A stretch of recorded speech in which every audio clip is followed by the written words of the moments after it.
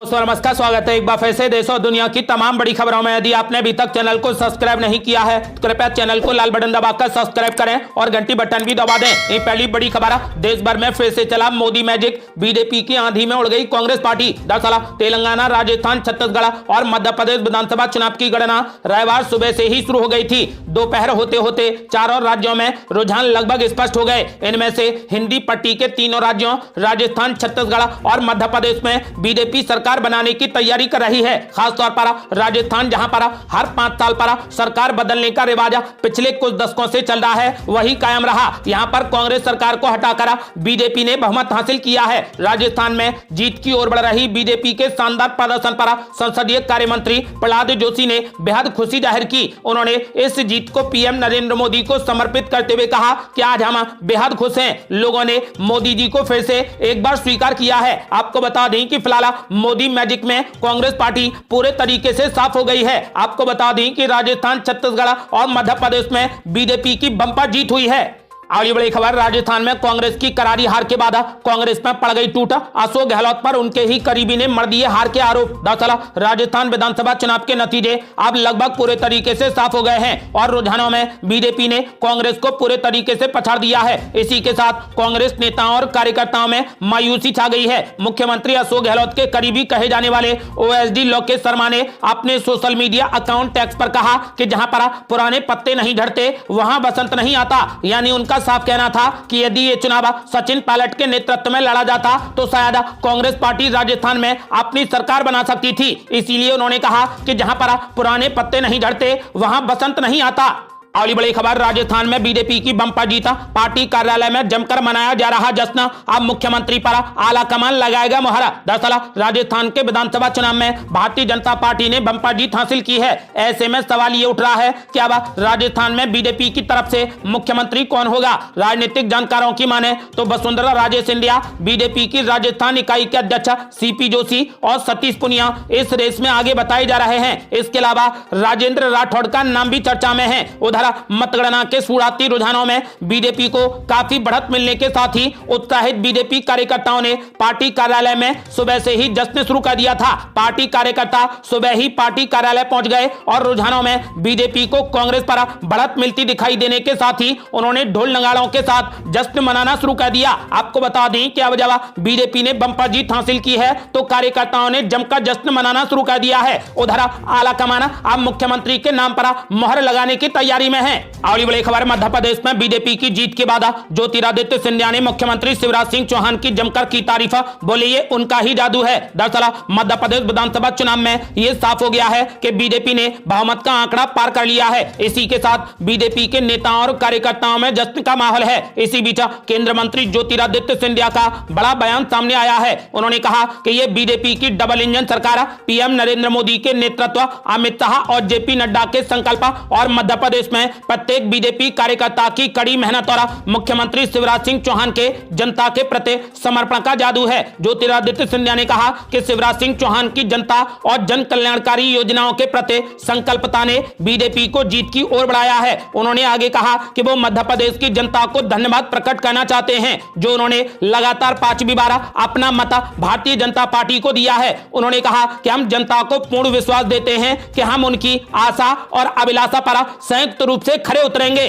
अगली बड़ी खबर, मध्य प्रदेश में बीजेपी ने तोड़ दिए सारे रिकॉर्ड। शिवराज सिंह चौहान के अलावा मुख्यमंत्री पद की रेस में कोई नहीं, फिर से शिवराज सिंह चौहान ही बनेंगे मुख्यमंत्री। दरअसल मध्य प्रदेश के रुझानों में भारतीय जनता पार्टी ने बंपर जीत हासिल कर ली है। इस बीच अब चर्चा ये शुरू हो गई है कि राज्य में बीजेपी की सरकार आने पर मुख्यमंत्री कौन होगा। माना जा रहा है कि राज्य में मुख्यमंत्री फिर शिवराज सिंह चौहान ही होंगे। अगर शिवराज सिंह चौहान एक बार फिर बीजेपी की ओर से मुख्यमंत्री बनते हैं तो वो अपनी ही पार्टी के कई नेताओं के रिकॉर्डों को तोड़ देंगे। आपको बता दें कि इन चुनाव परिणामों को शिवराज सिंह चौहान की सरकार की लाडली बहना योजना को आधार माना जा रहा है। राजनीतिक जानकारों का कहना है कि इस चुनाव की शुरुआत में पीछे दिख रही बीजेपी को इस योजना ने काफी फायदा पहुंचाया है और बीजेपी प्रचंड बहुमत से सत्ता में आई है। ऐसे में पार्टी अब मुख्यमंत्री फेस बदलने पर कोई भी बात नहीं करेगी और फिर से मुख्यमंत्री शिवराज सिंह चौहान ही मुख्यमंत्री की गद्दी संभालेंगे।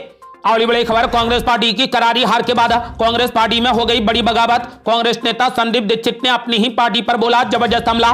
बोले जीता हुआ चुनाव हार गई कांग्रेस पार्टी, मैंने बहुत समझाया था लेकिन किसी ने नहीं सुना। दरअसल मध्य प्रदेश में बीजेपी ने बंपर जीत हासिल कर ली है तो वहीं कांग्रेस को करारी हार का सामना करना पड़ा है। इसके बाद राज्य कांग्रेस में बड़ी बगावत शुरू हो गई। पार्टी नेता संदीप दीक्षित ने मध्य प्रदेश कांग्रेस के दोनों शीर्ष नेताओं कमलनाथ और दिग्विजय सिंह पर बड़े सवाल खड़े कर दिए। एबीपी न्यूज को दिए विशेष साक्षात्कार में संदीप दीक्षित ने कहा कि हार के बाद हमारी पार्टी कभी भी समीक्षा नहीं करती, मैंने समझाया था लेकिन किसी ने नहीं सुना। एबीपी न्यूज से खास बातचीत में उन्होंने भले ही ये कहा कि उनकी पार्टी हार के बाद कभी मंथन नहीं करती, लेकिन इसके तुरंत बाद उन्होंने मध्य प्रदेश की हार के लिए प्रदेश नेतृत्व को ही जिम्मेदार ठहराया है। संदीप दीक्षित ने कहा कि मध्य प्रदेश में जीता हुआ चुनाव कांग्रेस पार्टी हार गई है, इसकी पूरी जिम्मेदारी राज्य के नेतृत्व की है। अब भविष्य में पार्टी में नई पीढ़ी के नेताओं को अधिक तरजीह दिए जाने का संकेत देते हुए संदीप दीक्षित ने कहा कि मध्य प्रदेश में अब सीनियर लीडर्स का समय खत्म हो गया है। उन्होंने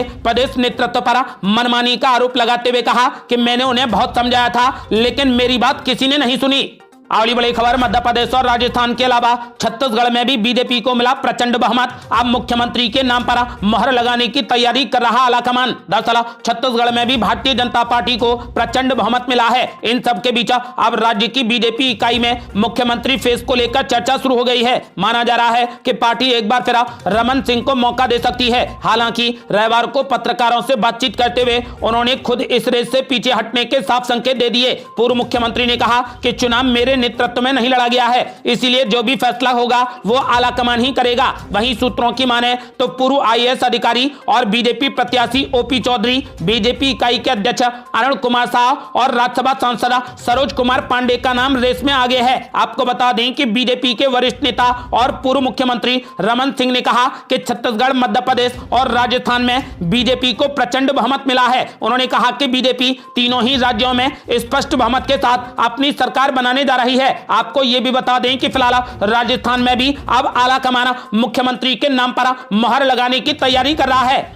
अगली बड़ी खबर, छत्तीसगढ़ में जनता ने कांग्रेस पार्टी पर नहीं बल्कि पीएम मोदी की गारंटी पर किया भरोसा। दरअसल छत्तीसगढ़ में बीजेपी ने बंपर जीत हासिल कर ली है। इसके बाद प्रदेश के पूर्व मुख्यमंत्री और बीजेपी के वरिष्ठ नेता रमन सिंह ने मीडिया से बातचीत की। मीडिया से बातचीत में पूर्व मुख्यमंत्री रमन सिंह ने कहा कि प्रदेश की जनता ने भूपेश बघेल की बातों पर नहीं बल्कि पीएम मोदी की गारंटी पर भरोसा किया है। छत्तीसगढ़ के पूर्व मुख्यमंत्री रमन सिंह ने कहा कि प्रदेश की जनता ने पीएम नरेंद्र मोदी जी की गारंटी पर भरोसा जताया है। प्रदेश की जनता ने उन्हीं की गारंटियों पर भरोसा कर बीजेपी की सत्ता में वापसी का रास्ता साफ किया है। उन्होंने कहा कि मुख्यमंत्री भूपेश बघेल को जनता ने पूरे तरीके से नकार दिया है और बीजेपी को जनता ने अपना आशीर्वाद दिया है। आपको बता दें कि अब बीजेपी छत्तीसगढ़ में अपनी सरकार बनाने की तैयारी कर रही है। अगली बड़ी खबर, कांग्रेस पार्टी की करारी हार के बाद राज्यपाल से मिलकर अपना इस्तीफा सौंपेंगे मुख्यमंत्री अशोक गहलोत। दरअसल मुख्यमंत्री अशोक गहलोत कांग्रेस की करारी हार के बाद अब राज्यपाल से मिलने राजभवन पहुंचेंगे और कुछ ही देर में अपना इस्तीफा सौंपेंगे। राजस्थान में बीजेपी ने बंपर जीत हासिल कर ली है तो वहीं कांग्रेस पार्टी को करारी हार का सामना करना पड़ा है। ऐसे में अब कांग्रेस की मौजूदा सरकार का जाना तय हो गया है। आपको बता दें कि बीजेपी के खेमे में जहां राज तिलक की तैयारी चल रही है तो वहीं मुख्यमंत्री अशोक गहलोत राज्यपाल कलराज मिश्र से मिलकर उन्हें अपना इस्तीफा सौंपेंगे। आपको यह भी बता दें कि कांग्रेस के खेमे में मायूसी छा गई है। दूसरी तरफ बीजेपी के कार्यकर्ताओं में बेहद उत्साह देखा जा रहा है। कार्यकर्ता ढोल नगाड़ों के साथ में जश्न मनाते और एक दूसरे को मिठाई खिलाते नजर आ रहे हैं। अगली बड़ी खबर, बीजेपी की प्रचंड जीत पर पूर्व मुख्यमंत्री वसुंधरा राजे ने दी पहली प्रतिक्रिया। बोलिए पीएम मोदी की गारंटी की जीत है। दरअसल राजस्थान में बीजेपी की बंपर जीत पर पूर्व मुख्यमंत्री वसुंधरा राजे सिंधिया की पहली प्रतिक्रिया सामने आई है। पूर्व मुख्यमंत्री वसुंधरा राजे सिंधिया का कहना है कि राजस्थान की जीत पीएम नरेंद्र मोदी के सबका साथ, सबका विकास और सबका विश्वास की जीत है। उन्होंने कहा कि यह प्रधानमंत्री की गारंटी की जीत है, अमित शाह की रणनीति की जीत है, जेपी नड्डा के कुशल नेतृत्व की जीत है और यह जीत कार्यकर्ताओं की मेहनत की जीत है। पूर्व मुख्यमंत्री ने कहा कि हमारे प्रधानमंत्री के सपने को साकार करने की मेहनत करते हुए यह नतीजा दिलाया है। यह जीत जनता की जीत है जिसने कांग्रेस के कुराज को ठुकरा कर बीजेपी के सुराज को स्वीकार किया है। उन्होंने कहा कि यह जीत 2024 में पीएम मोदी को फिर से देशवासियों की सेवा करने का अवसर देने की जीत है। आपको बता दें कि फिलहाल बीजेपी ने राजस्थान में प्रचंड जीत हासिल कर ली है। अगली बड़ी खबर, कांग्रेस पार्टी की करारी हार के बाद कांग्रेस नेता आचार्य प्रमोद कृष्णम ने दे दिया बड़ा बयान। बयान। बोले ये कांग्रेस की हार नहीं बल्कि सनातन धर्म के विरोध ने कांग्रेस पार्टी को डुबो दिया। दरअसल राजस्थान, मध्य प्रदेश और छत्तीसगढ़ में कांग्रेस पार्टी को करारी हार का सामना करना पड़ा है। कांग्रेस पार्टी के पिछड़ने पर आचार्य प्रमोद कृष्णम ने बड़ा बयान दिया है। उन्होंने कहा कि सनातन धर्म के विरोध ने कांग्रेस पार्टी को डुबो दिया है। उन्होंने जातीय जनगणना के मुद्दे पर भी बेबाकी से अपनी बात रखी। कांग्रेस नेता आचार्य प्रमोद कृष्णम ने कहा कि भारत ने कभी भी जाति आधारित सियासत को स्वीकार नहीं किया है। अपनी बात पर जोर देते हुए आचार्य प्रमोद कृष्णम ने कहा कि सनातन धर्म के विरोध का कांग्रेस को श्राप लगा है। यह कांग्रेस की हार नहीं बल्कि वामपंथ की हार है। आचार्य प्रमोद कृष्णम ने कांग्रेस के बड़े बड़े नेताओं पर भी सवाल उठा दिए। उन्होंने नेताओं का नाम लिए बिना कहा कि कांग्रेस को महात्मा गांधी के रास्ते से हटाकर वामपंथ के रास्ते पर ले जा रहे हैं। उन्होंने ऐसे कांग्रेस के नेताओं को पार्टी से तुरंत बाहर करने की मांग की। उन्होंने कहा कि यदि जल्द कार्रवाई नहीं की गई तो कांग्रेस की स्थिति MIM जैसी हो जाएगी। आचार्य प्रमोद कृष्णम ने मांग की है कि कांग्रेस को महात्मा गांधी के रास्ते से हटाने वाले नेताओं को पार्टी से बाहर का रास्ता दिखाना चाहिए। आपको बता दें कि उन्होंने नसीहत देते हुए यह भी कहा कि भारत भावनाओं का देश है और सनातन धर्म का विरोध कांग्रेस पार्टी को चुनावों में ले डूबा है। अगली बड़ी खबर, तेलंगाना से KCR की हो गई विदाई। कांग्रेस पार्टी ने हासिल कर ली जीत। रेवंत रेड्डी बन सकते हैं राज्य के नए मुख्यमंत्री। दरअसल तेलंगाना विधानसभा चुनाव के लिए वोटों की गिनती अभी भी जारी है, लेकिन तेलंगाना में कांग्रेस पार्टी ने जीत हासिल कर ली है। तेलंगाना में विधानसभा की 119 सीटें हैं और यहां पर सरकार बनाने के लिए मैजिक नंबर 60 है। अब जब कांग्रेस ने जीत हासिल कर ली है तो ऐसे में अब चर्चा मुख्यमंत्री के संभावित चेहरे को लेकर हो रही है। मुख्यमंत्री पद के चेहरे को लेकर तमाम अटकलें लगाई जा रही हैं, लेकिन कांग्रेस पार्टी की तरफ से मुख्यमंत्री के संभावित चेहरे रेवंत रेड्डी हैं। ऐसा माना जा रहा है कि कांग्रेस पार्टी रेवंत रेड्डी को राज्य का नया मुख्यमंत्री बना सकती है। आपको यह भी बता दें कि कांग्रेस पार्टी ने 3 राज्यों से सत्ता गंवा दी है, यानी कि उसके इस बार राजस्थान में भी जीतने की संभावना थी और छत्तीसगढ़ में भी जीतने की संभावना थी, जबकि मध्य प्रदेश में कमलनाथ और दिग्विजय सिंह दावा कर रहे थे कि इस बार हर हाल में कांग्रेस पार्टी की जीत होगी। आपको बता दें कि तीनों ही राज्यों में कांग्रेस पार्टी को करारी हार का सामना करना पड़ा है। केवल उसे तेलंगाना में जीत हासिल हुई है। अगली बड़ी खबर, विधानसभा चुनाव नतीजों पर मुख्यमंत्री एकनाथ शिंदे ने दी बड़ी प्रतिक्रिया। बोले पहले घर घर मोदी कहते थे, अब मन मन मोदी हो गए हैं। दरअसल महाराष्ट्र के मुख्यमंत्री एकनाथ शिंदे ने विधानसभा चुनाव के नतीजों पर बड़ा बयान दिया है। मुख्यमंत्री एकनाथ शिंदे का कहना है कि पहले घर घर मोदी कहते थे, अब मन मन मोदी हो गए हैं। साथ ही मुख्यमंत्री ने कांग्रेस पार्टी पर निशाना साधते हुए कहा कि राहुल गांधी झूठ बोलते हैं। सभी मुद्दों पर लोगों ने PM मोदी का साथ दिया है। गृह मंत्री अमित शाह और मोदी जी की मेहनत काम आई है। मुख्यमंत्री शिंदे ने PM मोदी की तारीफ करते हुए कहा कि इससे एक बार फिर यह साबित हो गया है कि लोकप्रियता में PM मोदी नंबर 1 पर हैं। कुछ लोग कह रहे थे कि मोदी का करिश्मा खत्म हो गया है, मोदी को बदनाम करने की कोशिश की गई। इन चुनावों में लोगों ने मोदी का समर्थन किया है। मोदी के करिश्मे लोगों के बीच में लोकप्रियता ने फिर साबित कर दिया है कि वो लोकप्रियता में नंबर 1 है। उन्होंने कहा कि राहुल गांधी ने विदेश में देश को बदनाम किया और मोदी को हराने के लिए इन लोगों ने इंडिया गठबंधन बनाया, लेकिन ये मोदी को हरा नहीं पाएंगे। उन्होंने कहा कि 2024 में भी PM मोदी एक बार फिर प्रधानमंत्री बनेंगे। अगली बड़ी खबर, करारी हार के बीच इंडिया गठबंधन का बड़ा फैसला।